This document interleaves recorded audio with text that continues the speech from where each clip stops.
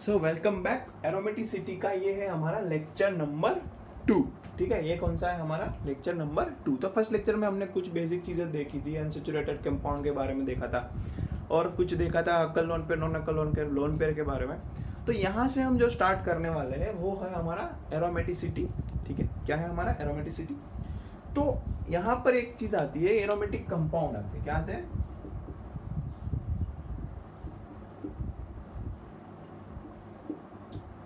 तो aromatic compound या तो बात करें अगर हम एरोमेटिसिटी की, तो सबसे पहले जो आइडेंटिफाई की थी वो थे हॉफमैन थे।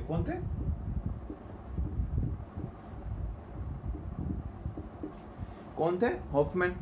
सो जनरली क्या होता है कि हमने देखा था कि अनसैचुरेटेड कोई भी सिस्टम होती है, मान लीजिए ये हमारी कोई अनसैचुरेटेड सिस्टम है। क्या है? अनसैचुरेटेड सिस्टम है, double bond content pi bond containing है। तो यहाँ पे अगर हम Br2 डालें या तो यहाँ पर हम कोई भी एडिशन रिएक्शन करवाना चाहें, क्या करवाना चाहे? कोई भी एडिशन रिएक्शन करवाना चाहें। ठीक है, एडिशन रिएक्शन क्या होती है? तो बेसिकली क्या होगा, यहाँ पे जो हमारा पाई बॉन्ड है वो टूट के वहां पर दो डिफरेंट ग्रुप दोनों कार्बन पे ऐड हो जाएंगे। तो जनरली उसको हम क्या बोलेंगे? एडिशन रिएक्शन बोलेंगे। तो अगर यहाँ पे अनसैचुरेटेड सिस्टम के ऊपर अगर हमको यहाँ पर कुछ एडिशन करवाना है, मान लीजिए हमने H2O का एडिशन करवाया। किसका एडिशन करवाया? H2O का। तो Br2 का एडिशन करवाया।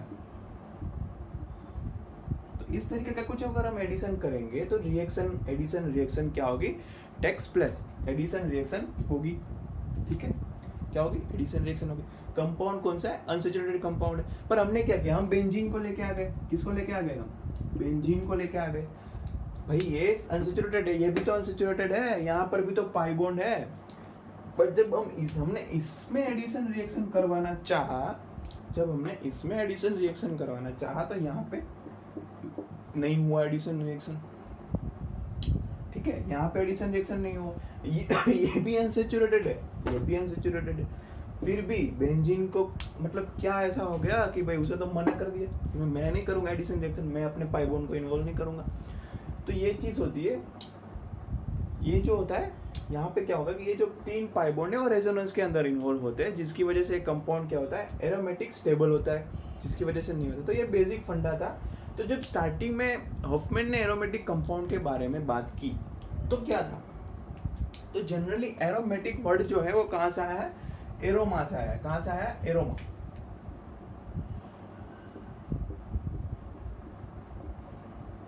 एरोमा बोलते हैं ना जिसको हम स्मेल या तो ओडर बोलते हैं। ठीक है, क्या बोलते हैं? स्मेल बोलते हैं या तो क्या बोलते हैं? ओडर बोलते हैं। तो वो क्या थे? एरोमेटिक कंपाउंड है। ठीक है, तो वहां से आया था वर्ड एरोमेटिक, एरोमा से। तो क्या था कि हॉफमैन ने ऑब्जर्व किया कि कुछ कंपाउंड थे। क्या थे? कुछ कंपाउंड थे जो ऑर्डर थे, उसकी कुछ स्पेसिफिक ऑर्डर थी। क्या थी? स्पेसिफिक ऑर्डर थी। और वो जो कंपाउंड थे सारे बेंजेनोइड कंपाउंड थे। क्या थे? सारे बेंजेनोइड कंपाउंड थे। एक तो स्पेसिफिक क्या थी? एरोमा थी। और सारे क्या थे? बेंजेनोइड कंपाउंड थे।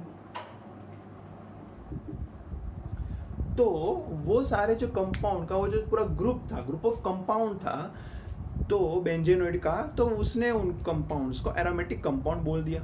तब भी जब स्टार्टिंग में 1855 की बात है, तब इस तरीके से क्लासिफिकेशन होता था।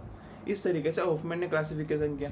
अभी जो हम जिस तरीके से क्लासिफिकेशन करते हैं वो अलग तरीका होता है। ठीक है, वो क्लासिफिकेशन का एक अलग तरीका है। तब जो है वो ये बेसिस पे जस्ट हॉफमैन ने बता दिया था कि इस तरीके का है, तो ये एक्स्ट्रा स्टेबल कंपाउंड्स है, तो इसको हम बोल देंगे एरोमेटिक कंपाउंड। तो ये चीजें थी, एरोमा के ऊपर से वर्ड आया था।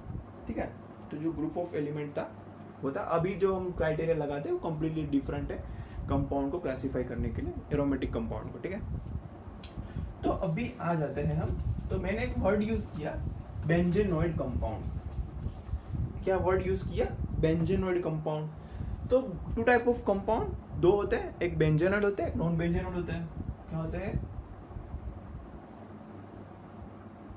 एक क्या होता है? बेंजेनोइड होते हैं। ठीक है, और एक हमारे क्या होता है? नॉन बेंजेनोइड होते हैं। क्या होता है? नॉन। ठीक है, तो बेंजेनोइड कंपाउंड कौन से होते हैं। यहाँ वर्ड बेंजेनोइड देख के आपको दिमाग में होगा कि बेंजेनोइड बेंजीन के रिलेटेड कुछ है। जी हाँ, बेंजीन के रिलेटेड ही कुछ है। तो जनरली बेंजेनोइड हम किसको बोलेंगे, जो पॉलीसाइक्लिक कंपाउंड होंगे। क्या होंगे, पॉलीसाइक्लिक। पॉलीसाइक्लिक बोले तो मोर देन वन रिंग। ये हमारा क्या है, ये हमारा क्या है, बेंजीन है। ठीक है, ये क्या है, मोनोसाइक्लिक है। ठीक है, ये क्या है हमारा, बेंजीन मोनोसाइक्लिक है। पॉलीसाइक्लिक क्या होगा, मोर देन वन रिंग होगी। मान लीजिए यहाँ पे एक और जोड़ दी।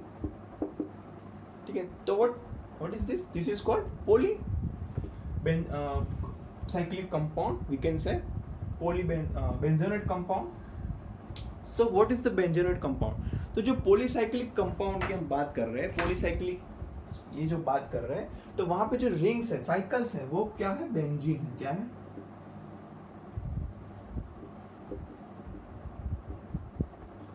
तो वो जो रिंग्स है, वो जो साइक्लिक कंपाउंड्स है, वो बेंजीन की तरह हो गए। किसकी तरह हो गए, बेंजीन की तरह हो गए। तो उसको हम कौन सी कैटेगरी में रखेंगे, बेंजेनोइड की कैटेगरी में रखेंगे। किसकी कैटेगरी में रखेंगे, बेंजेनोइड की। तो बेसिकली क्या है, पॉलीसाइक्लिक कंपाउंड है। क्या है, पॉलीसाइक्लिक कंपाउंड है। ठीक है, तो उसको हमने दो पार्ट में क्लासिफाई कर दिए। एक थे हमारे बेंजेनोइड और एक थे हमारे नॉन बेंजेनोइड। तो अगर हमने दो बेंजीन जैसी रिंगें जोड़ दी, तो ये जो स्ट्रक्चर फॉर्म हुआ उसको हम क्या बोलते हैं, नेफ्थेलिन। क्या बोलते हैं हम, नेफ्थेलिन। ऐसे तीन रिंग जोड़ दी,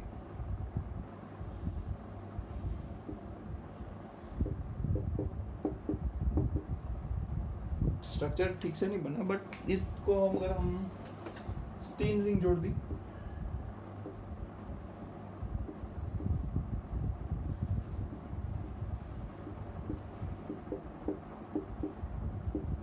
तो ये हो गया एंथ्रेसिन हो गया। क्या हो गया,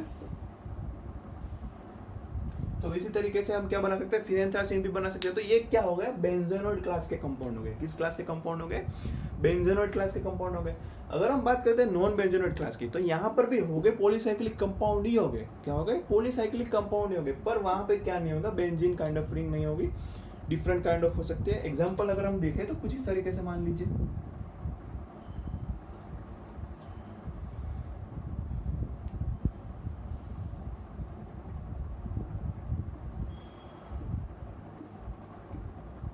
कुछ इस तरीके का। ठीक है, वैसे इसको क्या बोलते हैं, फ्यूज्ड रिंग बोलते हैं। क्या बोलते हैं, फ्यूज्ड रिंग। दोनों में फ्यूज्ड रिंग ही बोलते हैं। ठीक है, इस तरीके से फ्यूज्ड बोले तो इस तरीके से जो जुड़ी हुई है, एक दूसरी रिंग के साथ जुड़ी हुई, इसको हम फ्यूज्ड रिंग बोलते हैं। तो ये क्या है, नॉन बेंजेनोइड है, पॉलीसाइक्लिक कंपाउंड ही, दो different kind of 5 member rings है। ठीक है, बट ये क्या है, नॉन बेंजेनोइड कंपाउंड में आते हैं। यहाँ पे बेंजेनोइड कंपाउंड में क्या था, बेंजीन रिंग्स जुड़ी हुई थी। ये कहाँ पे आते हैं, नॉन बेंजेनोइड कंपाउंड के अंदर आते हैं। अगर और एक एग्जांपल लेके हम देखें,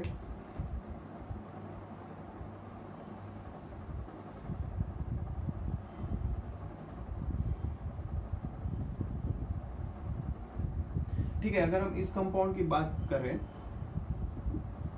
तो ये भी हमारा क्या होगा, ये भी हमारा क्या होगा, नॉन बेंजेनोइड कंपाउंड होगा। क्या होगा, नॉन बेंजेनोइड कंपाउंड होगा। ऐसे हम और भी ड्रॉ कर सकते हैं, 7 मेंबर रिंग ड्रॉ कर सकते हैं।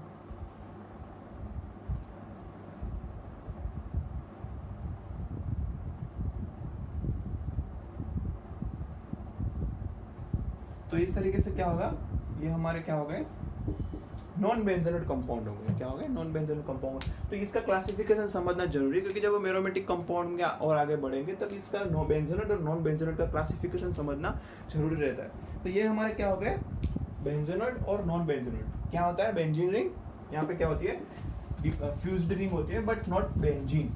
दोनों क्या होते हैं, पॉलीसाइक्लिक कंपाउंड ही होते हैं। तो अभी आ जाते हैं हमारी मेन बात के ऊपर। तो हमारी मेन बात क्या थी, एरोमेटिक कंपाउंड। क्या मेन बात थी हमारी, एरोमेटिक कंपाउंड। सो जनरली हम कंपाउंड को 3 पार्ट में डिवाइड करेंगे। कितने पार्ट में डिवाइड करेंगे हम, 3 पार्ट में।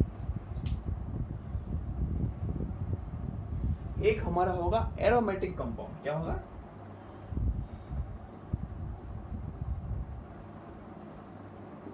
क्या होगा हमारा, एरोमेटिक कंपाउंड। दूसरा होगा हमारा एंटी एरोमेटिक कंपाउंड। क्या होगा,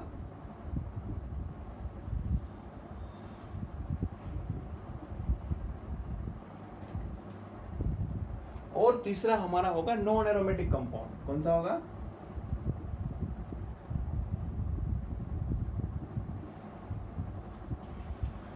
ठीक है, तो ये 3 डिफरेंट काइंड ऑफ कंपाउंड। तो सबसे पहले हमें क्या समझना है, अभी इस लेक्चर में हम कुछ इतना एग्जांपल सोल्व नहीं करेंगे, जो मेन चीज हमें यहाँ पर देखनी है वो है कि इन तीनों को जो है वो डिफरेंशिएट कैसे कर पाएंगे, कौन से बेसिस पे हम बताएंगे कि ये वाला कंपाउंड एरोमेटिक है। ठीक है, तो जो है पहली कंडीशन, तो अभी हम बात कर रहे हैं एरोमेटिक कंपाउंड के बारे में। तो पहली कंडीशन है, जो भी कंपाउंड आपको दिया हुआ है, जो भी साइक्लिक कंपाउंड दिया हुआ है, तो पहली बात तो यह है कि कंपाउंड साइक्लिक होना चाहिए। क्या होना चाहिए?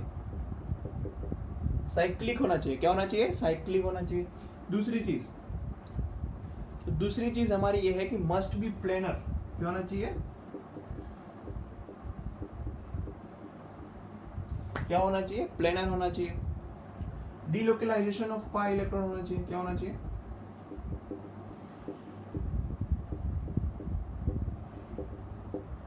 क्या होना चाहिए? Delocalization of pi electron. तो ये 3 कंडीशन थी। तो ये 3 कंडीशन जो है वो सेम कंडीशन कहां पे लगेगी? एंटी एरोमेटिक कंपाउंड पर भी लगेगी कि कंपाउंड जो है वो साइक्लिक होना चाहिए, इलेक्ट्रॉन डीलोकलाइज्ड होने चाहिए और प्लेनर होना चाहिए।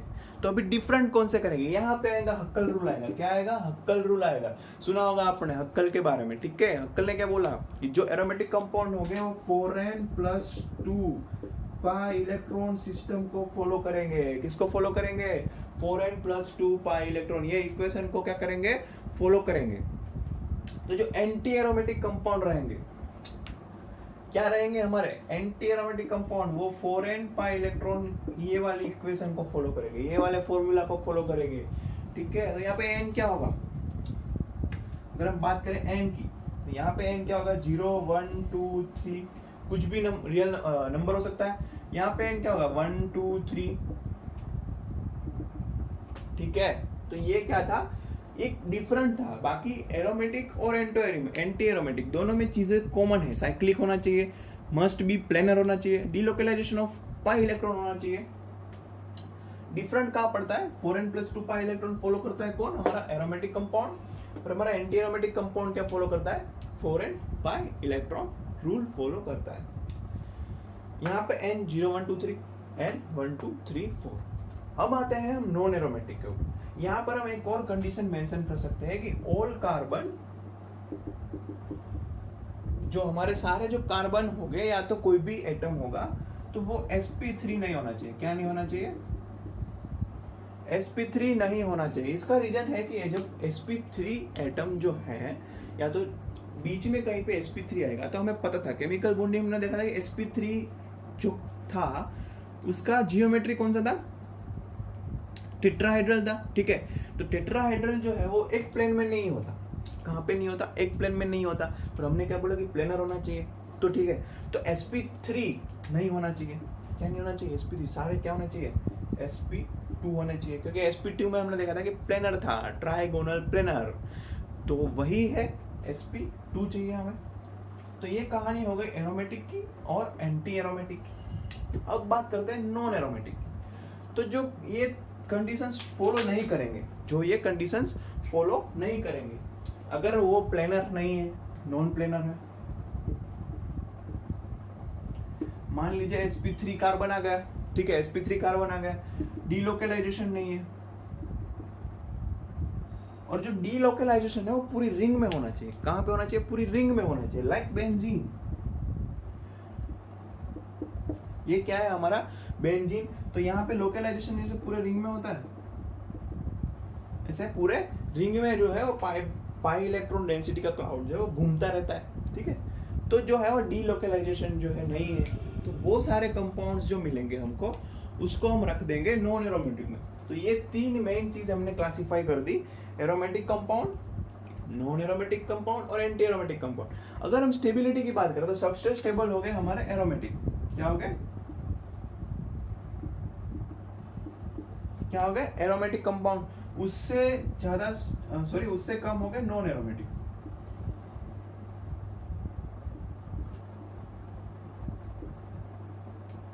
और सबसे कम स्टेबल कौन से होंगे? हमारे एंटी एरोमेटिक। क्या हो गए हमारे? एंटी एरोमेटिक कंपाउंड जो है हमारे क्या हो गए? स्टेबल हो गए। ठीक है, चलिए अभी अगर हम बात करते हैं आगे, तो ये चीजें आपको पता चल गई, aromatic compound, anti aromatic compound, non aromatic compound. ठीक है, सो जो नेक्स्ट चीज हमारी है, तो हम क्या करते हैं कि एक एक एग्जांपल लेके देखते हैं। ठीक है, तो आपको आना चाहिए कि इलेक्ट्रॉन काउंट कैसे करते हैं। तो मान लीजिए मैंने ड्रॉ कर दिया बेंजीन। क्या ड्रॉ कर दिया? Benzene, benzene, benzene. चलिए, तो बेंजीन में टोटल पाई इलेक्ट्रॉन कितने हैं पहले ये कैलकुलेट करना है आपको। तो टोटल पाई इलेक्ट्रॉन कितने हैं? 2, 2 4, 2 6। एक पाई बॉन्ड 2 इलेक्ट्रॉन से बना हुआ होता है, तो 2, 2 4, 2 6 कितने हैं? 6 पाई इलेक्ट्रॉन है। कितने हैं? 6 पाई इलेक्ट्रॉन है। तो देखिए 6 पाई इलेक्ट्रॉन हुए, कौन से हुए? 6 पाई इलेक्ट्रॉन हुए। तो ये इक्वेशन में अगर हम n की वैल्यू 1 पुट करें, क्या पुट करें? 1, तो कितना होगा? 4 + 2 6 पाई इलेक्ट्रॉन। यानी कि ये जो है वो इस इक्वेशन को क्या करता है? क्या करता है? फॉलो करता है। यानी कि इसका मतलब क्या हुआ? इसका मतलब ये हुआ कि ये कंपाउंड कौन सा है? ये कंपाउंड हमारा एरोमेटिक कंपाउंड है। क्या है ये? हमारा बेंजीन जो है वो क्या है? एरोमेटिक कंपाउंड है।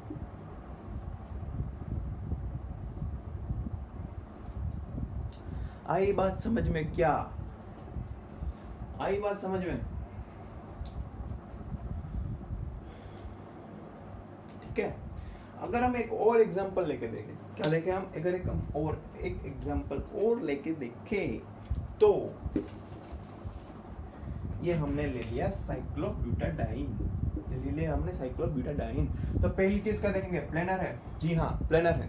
रेजोनेंस में है, पूरा डिलोकलाइजेशन है। ये यहाँ से यहाँ जाएगा, ये यहाँ से जाएगा, मतलब पूरा डिलोकलाइज्ड है।